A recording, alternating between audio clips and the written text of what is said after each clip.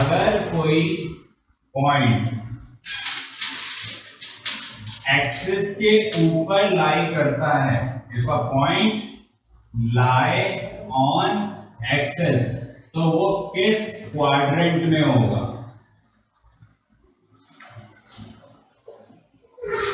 कहने का मतलब कि अगर मैंने एक कार्टेशियन प्लेन बनाया,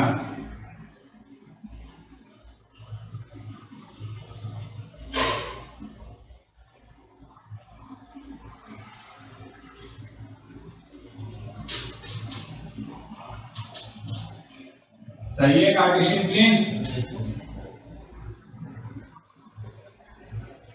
और मैंने कहा कि भाई मुझे बताओ ये जो पॉइंट है मान लो P, ये किस क्वाड्रेंट में है?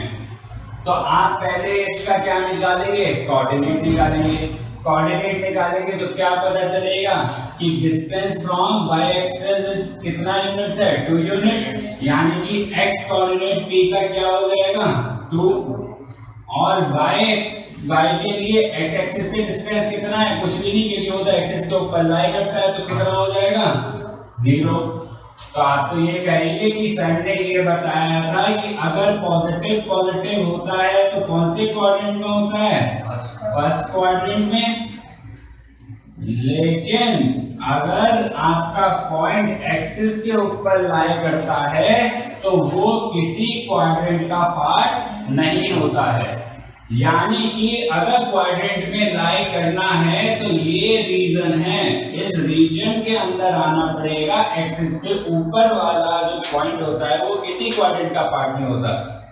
क्यों नहीं होता? उसकी वजह क्या है? अगर मैंने इसे ये बोला कि ये इसका पार्ट है तो ये एक्सिस फोर्थ क्वाड्रेंट में भी तो होती है, तो कोई ये भी कह सकता है कि ये फोर्थ क्वाड्रेंट का पार्ट होगा। तो हम इसलिए किसी भी पॉइंट जो भी x एक्सिस पर हो, y एक्सिस पर हो, कहीं पर भी हो, हम कभी भी उसे किसी क्वाड्रेंट का पार्ट नहीं बोलते। तो अगर क्वाड्रेंट का पार्ट नहीं बोलते हैं तो क्या बोलेंगे? तो हम एक्सिस का नाम बोलते हैं जिस एक्सिस के ऊपर ये लाई करता है। हमारे पास वैसे तो मेनली 2 एक्सिस हैं, x dash axis, y dash axis, लेकिन हमने इन दोनों एक्सिस को 4 नेम्स में डिवाइड करा था। क्या कहा था? Positive x axis, positive y axis, negative x axis and negative y axis. तो हम वही कहेंगे कि अगर मेरा पॉइंट एक्सिस के ऊपर लाई करता है और मुझसे पूछा जाए कौन से क्वाड्रेंट में है, तो मैं क्या बोलूंगा? एक्सिस का नाम। यानी कि कौन सी एक्सिस पर लाई करता है ये? पॉजिटिव x एक्सिस पर। कोई डाउट? अगर मैंने बोला कि मुझे बताओ कि इस पॉइंट की लोकेशन क्या है, तो अभी मुझे कोऑर्डिनेट्स फाइंड करने की जरूरत नहीं है। अभी तो मुझे दिख रहा है ये पॉइंट कहां लाई कर रहा है? एक्सिस के ऊपर। तो क्वाड्रेंट इसका क्या होगा? कोई नहीं, लेकिन इसका जो पोजीशन आप बताएंगे, अगर क्वाड्रेंट पूछा जाए तो क्या बताएंगे? Negative y axis. आ गया समझ? Yes sir. तो Q का क्या हो जाएगा? Negative y axis. कोई डाउट? नोट करा देना कि हम कोऑर्डिनेट्स को कैसे प्लॉट करते हैं। How to plot coordinates. तो उसके लिए एक क्वेश्चन ले लेते हैं हम, जो कि क्या है? एनसीईआरटी का एग्जांपल नंबर 2, पेज नंबर 3 है।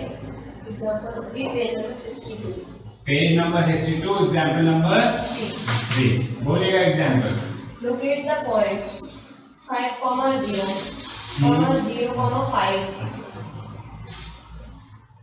आगे 2, 5, 5, 2, सर -3 और -5 और -3 और -5।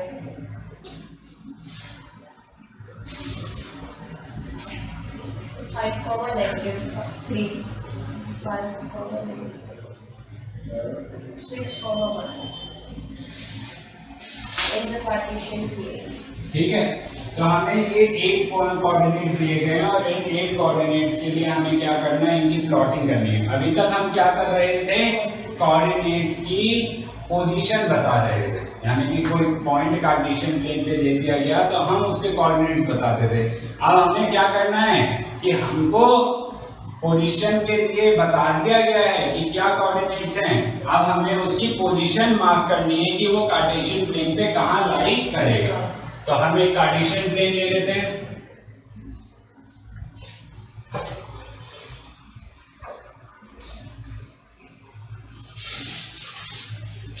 अब बताइए एक्स एक्सिस पर मैक्सिमम कितने मैं पॉइंट्स मार्क करूं, तो देखेंगे तो 5 से ज्यादा पॉजिटिव साइड पर नहीं है, तो 1 2 3 4 5 और एक एक्स्ट्रा ले लेंगे 6। इसके बाद आ जाते हैं तो पॉजिटिव वाई एक्सिस पर मैक्सिमम कितना है 5, एक्स एक्सिस पर 6 भी था, ठीक है, वाई एक्सिस पे कितना बताया 5, तो 1 2 3 4 एंड 5। इसके बाद आ जाते हैं नेगेटिव के लिए एक्स एक्सिस पर -3 तक है, -3 -1 -2 -3 और एक एक्स्ट्रा ले लिया -4। इसके बाद नेगेटिव वाई एक्सिस पर कितना है, -5 तक है, तो आ जाते हैं -1 -2 -3 -4 -5। तो ये y है। ये मैंने क्यों कहा, जिससे मुझे ये पता रहे कि मुझे ग्राफ के ऊपर कितने पॉइंट्स मार्क करने हैं, जिससे आप अपनी जो ग्राफ की स्पेस है, जो जगह है, उसका सही से यूटिलाइजेशन कर पाएं। ऐसा ना हो कि भाई आपने यहाँ तक 4 तक बनाया, जब कोऑर्डिनेट मार्क करने चले तो पता चला कि 5 ही है। आ गया समझ? तो पहले हमने पॉजिटिव एक्स एक्सिस पर देखा कि मैक्सिमम कितना नंबर है 6 है, 6 तक देगा, सेकंड एक एक्स्ट्रा भी ले जा सकते हैं, लेकिन 6 तो चाहिए ही चाहिए। ऐसे ही हमने देखा पॉजिटिव वाई एक्सिस पर कितने हैं, तो देखा तो मैक्सिमम कितने हैं 5, तो 5 तक ले गए। फिर आगे नेगेटिव एक्स एक्सिस पर देखा कितने हैं, तो देखा -3 तक है, तो लेगा -3 और एक एडिशनल ले लिया, और उसके बाद देखा इसके लिए नेगेटिव वाई एक्सिस के लिए। आगे बात समझ। अब हम पॉइंट को मार्क करेंगे, तो सबसे पहला पॉइंट कौन है 5,0। तो ये इसका x कोऑर्डिनेट है और ये इसका y कोऑर्डिनेट है। तो जो x कोऑर्डिनेट है उसको मैं x एक्सिस पर ढूंढूंगा, तो 5 कहां मिलेगा, यहां पर मिला 5। अब 5 के साथ y का कोऑर्डिनेट क्या है 0, और y का कोऑर्डिनेट एक्चुअल में डिस्टेंस होता है x एक्सिस से, यानी कि मुझे इसके ऊपर जाना चाहिए या इसके नीचे जाना चाहिए, लेकिन 0 का मतलब क्या है, पॉइंट एक्सिस के ऊपर है, तो 5,0 क्या हो जाएगा, यही पॉइंट बन जाएगा। कोई डाउट? पहला पॉइंट का पोजीशन कहां मार्क करी। अब दूसरे पर आ जाए, तो x कोऑर्डिनेट क्या है 0, ये पहुंच गए x कोऑर्डिनेट पर। अब y कोऑर्डिनेट अभी बताया है कि डिस्टेंस कहां से होता है, x एक्सिस से, या तो ऊपर जाओगे या नीचे जाओगे। अब +5 ऊपर जाएगा कि नीचे, कहां जाएगा, ऊपर की साइड, तो ये ऊपर बढ़े, ये पहुंच गए, तो ये क्या हो गया 0,5। आ गया बात समझ। अब आ जाते हैं थर्ड कोऑर्डिनेट, x कोऑर्डिनेट क्या है 2, तो पहले पहुंचे 2 पर, अब 2 से कहां जाना है, ऊपर की तरफ कि नीचे की तरफ, ऊपर चले गए, तो यहां से ऊपर जब जाएंगे तो परपेंडिकुलरली जाएंगे, घूमते घामते जिगजैग मत चले जाना। 2,5 इसको इस तरीके से मैं इस लाइन को बना दे रहा हूं। कोई डाउट इसके अंदर? नेक्स्ट कोऑर्डिनेट 5,2, तो इसके लिए एक्स एक्सिस पे कहां पहुंच जाऊं? 5 पर। और कहां जाना है y के लिए? 2 ऊपर की साइड गए तो कहां मिला? यहां। तो ये मैंने बना दिया लाइन, ये बन गया मेरे लिए क्या? 5,2। कोई डाउट इसमें?